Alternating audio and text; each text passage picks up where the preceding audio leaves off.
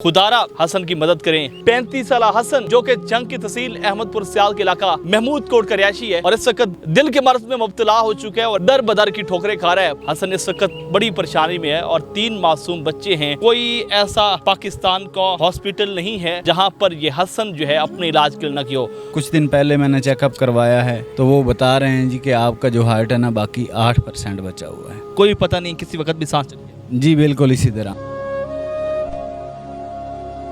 जब मैं बच्चों की अपने घर की हालात देखता हूँ, अपने हालात देखता हूँ, मेरा दिल करता है मैं खुदकशी कर लूँ। पिछली जो 2 ईदें गुजरी हैं, इन दोनों ईदों पे यहाँ तक कि मैं अपने बच्चों को कपड़े भी, जूते, कुछ भी नहीं लेके दे सका। नाज़रीन, ये मेरे साथ एक नौजवान मौजूद है और ये वो शख्स है जब कभी इसके इलाके में किसी को ब्लड की ज़रूरत होती थी तो ये एक कॉल पे लोगों को ब्लड डोनेट कर देता था। कभी भी किसी का मरीज़ होता था तो सबसे पहले हसन जो है उनकी मदद करने के लिए पहुंचा करता था और यकीनन घर की तमाम जमा पूंजी जो है इस वक्त इसके इलाज पे लग चुकी है।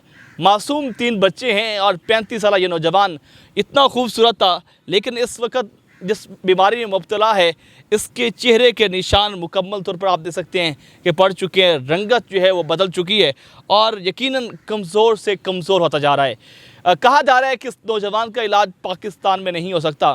इनसे जानते हैं कि इन्होंने कौन कौन से अस्पताल में चक्कर लगाए और आज किस अज़ियत से ये अपनी ज़िंदगी गुजारे। इनसे बात करते हैं। अस्सलाम वालेकुम। वालेकुम अस्सलाम। सर, मुझे बताइएगा कि कितने साल हो चुके हैं आपको, आप इस दिल के मर्ज़ में मुब्तला हैं? 3 साल हो चुके हैं जी। 3 साल हो चुके हैं जी ठीक है। तो कब आपको पता चला कि आपको दिल का मसला बन चुके हैं? ये आज से तकरीबन 3 साल पहले हम इस्लामाबाद में रहते थे। अच्छा, वहाँ पर ये मेहनत मजदूरी करते थे। ठीक है।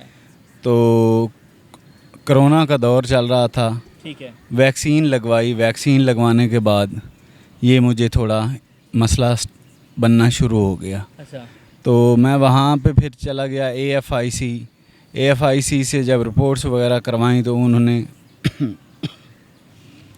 कुछ ऐसी ख़ास बात नहीं बताई। उन्होंने कहा जी ठीक हो जाएगा, मेडिसिन वगैरह उन्होंने लिख कर दी।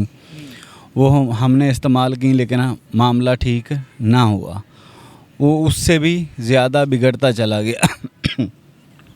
फिर वहाँ से हम वापस अपने गांव चले गए जब तबीयत ज़्यादा ख़राब हो गई। तो जब वहाँ गए, वहाँ से फिर हमें मुल्तान नज़दीक पड़ता था, मुल्तान चले जाते, वहाँ चेकअप वगैरह करवा के आते। तो ये हमें बेसिकली पता चला था मुल्तान से। अच्छा। उन्होंने हमें कहा था कि जी आपका ये इशू चल रहा है और उस वक्त जो मेरा बाकी हार्ट बचा हुआ था वो 22% था उस वक्त 22%। आज से 3 साल पहले। अच्छा, आज तकरीबन 8 से 9%। अगले दिन कुछ दिन पहले मैंने चेकअप करवाया है तो वो बता रहे हैं जी कि आपका जो हार्ट है ना बाकी 8% बचा हुआ है।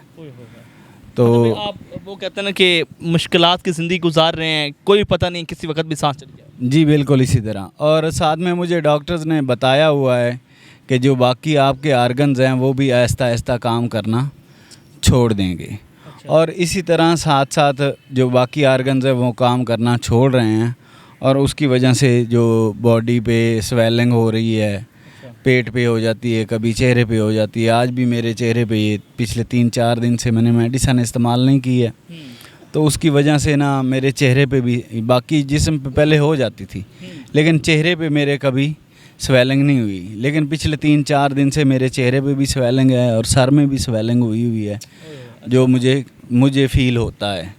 3 मासूम बच्चे हैं, आपने घर का सब कुछ लगा दिया है? मेरे पास अभी इस वक्त कुछ ऐसा नहीं बचा है जो मैं अपने इलाज के लिए इस्तेमाल करूं। बाकी दोस्त अहबाब हैं उनसे रिक्वेस्ट करता रहता हूं, कभी कोई हेल्प कर देता है, कभी कोई सुनी अनसुनी कर देता है।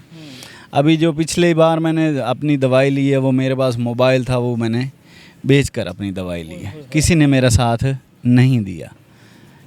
ये 4 जून को मेरी तबीयत ख़राब हुई थी, मैं आया था इधर लाहौर PIC में चेक करवाने के लिए।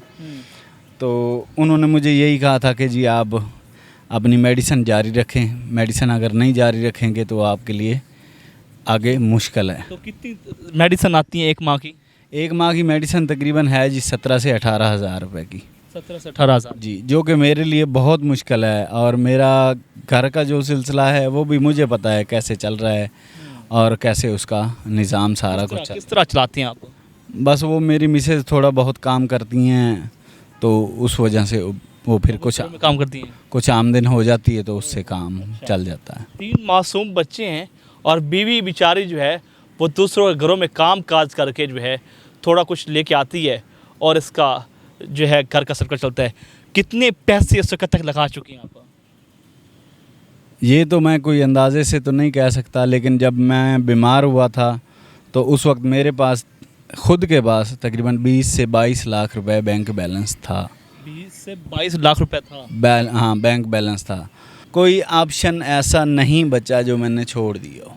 अच्छा, अब डॉक्टर क्या कहते हैं कि आपका पाकिस्तान में इलाज मुमकिन नहीं है? डॉक्टर्स ने तो वो पहले ही बता दिया था, उन्होंने कहा था कि आपका जो इलाज है वो पाकिस्तान में मुमकिन नहीं है। ठीक है। आप ये मैं अगर आप बाहर नहीं जा सकते, बाहर से इलाज नहीं करवा सकते, अपना दिल तब्दील नहीं करवा सकते, तो फिर ये मेडिसिन खाते रहो, जितनी लाइफ है वो। अच्छा, कौन कौन से कंट्री बताएं जहाँ पे आपका ट्रांसप्लांट हो सकता है? सबसे जो सस्ता है वो हमारे हमसाया मुल्क है, इंडिया। अच्छा। उसके बाद यूके है, अमेरिका है, चाइना है, मुख्तलिफ़ ममालिक हैं बाकी, जिनके मुझे अभी तो इस वक्त मैं कहता हूँ नाम ही कुछ के याद हैं, कुछ के याद नहीं हैं। बहरहाल मुख्तलिफ़ ममालिक हैं जहाँ से हो सकता है, लेकिन सबसे सस्ता जो है वो इंडिया से है। आपने अपने इलाके के जितने सियासतदान से उनके साथ रब्ता किया कि मेरी मदद कर दो, किसी ने क्या कहा फिर? सर, मैंने तकरीबन सबसे रब्ता किया, अच्छा। लेकिन मुझे कुछ हासिल नहीं हुआ। किसी ने कोई बात तक नहीं सुनी? किसी ने कोई बात तक नहीं सुनी। ठीक है जी। और मैं फिर भी ये मैंने कल परसों भी पोस्ट लगाई है, फिर भी मैंने उनसे इल्तमास की है। मैंने कहा है कि जो कुछ हो सकता है, और कुछ नहीं तो चलो मुझे मेडिसिन लेके दे दिया करें, महाना। चलो मेरा कुछ मेडिसिन लेने से ये है कि ये मेरे चेहरे पे, जिस्म पे स्वेलिंग नहीं होती है, मेडिसिन अगर इस्तेमाल करता रहूँ। हसन, क्या कंडीशन है, किस तरह की ज़िंदगी मतलब गुजर रही है? भाईजान, अब तो ये कंडीशन है कि मेरा दिल करता है मैं ख़ुदकशी कर लूँ। मैं हकीकत में बता रहा हूँ, इसमें कोई गलत फेक बात नहीं है। मेरा दिल, जब मैं बच्चों की, अपने घर की हालात देखता हूँ, अपने हालात देखता हूँ, तो मेरा दिल करता है कि मैं ख़ुदकशी कर लूँ।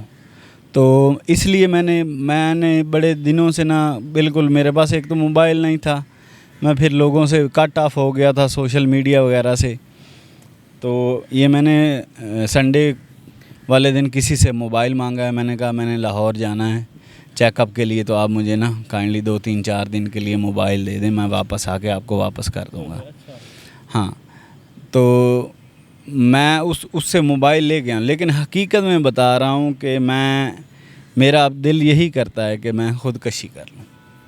बच्चों की अज़ियत और घर की हालत मुझसे देखी नहीं जाती, और ख़ुद की जो कंडीशन है वो बहुत ज़्यादा ख़राब है। और भाईजान, ये पिछली जो 2 ईदें गुजरी हैं, एक माह रमज़ान की और एक ये कुर्बानी की, इन दोनों ईदों पे यहाँ तक कि मैं अपने बच्चों को कपड़े भी, जूते, कुछ भी नहीं लेके दे सका।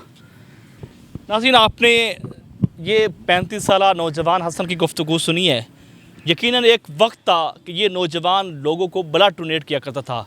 जब भी कोई मरीज़ होता था अपने इलाके में तो सबसे पहले उनकी मदद के लिए पहुंचता था। लेकिन आज ये हालत है कि ये इस वक्त बीमार पुरसी की ज़िंदगी गुजार रहा है, दिल की मर्ज से मुब्तला है, लेकिन दर बदर की ठोकरें खा रहा है, कोई मदद के लिए नहीं आ रहा। और इस वक्त आप देख सकते हैं कि इसकी पूरी फाइल है, और तकरीबन कोई ऐसा पाकिस्तान का हॉस्पिटल नहीं है जहां पर ये हसन जो है अपने इलाज के लिए न किया हो। खुदारा हसन की मदद करें। हसन इस वक्त बड़ी परेशानी में है और 3 मासूम बच्चे हैं, और इस वक्त वो भी परेशानी में है, एक बड़ी मुश्किल की ज़िंदगी गुजार रहे हैं। हसन जंग की तहसील अहमदपुर सियाल के इलाका महमूद कोट का रहायशी है, और इनकी अगर आप मदद करना चाहते हैं, और कहा यह जा रहा है कि ये शख्स जिसका इलाज पाकिस्तान के बिल्कुल पड़ोसी मुल्क इंडिया में मुमकिन है, वहाँ पर इसका ट्रांसप्लांट हो सकता है, लेकिन अगर आप मदद करेंगे, अगर आप मदद करना चाहते हैं तो इसका अकाउंट नंबर जो है हम यहाँ पर मेंशन कर रहे हैं इस वीडियो में, आप इनकी मदद कर सकते हैं ताकि ये भी अपने बच्चों के साथ हसीन लाइफ गुजार सके। आप क्या कहते हैं कमेंट सेक्शन में अपनी राय का जारी करें। इसी के साथ अपने मेज़बान दिशान अलबानी को पायनियर वर्ल्ड न्यूज़ से इजाज़त दीजिए। अरन निगहबान।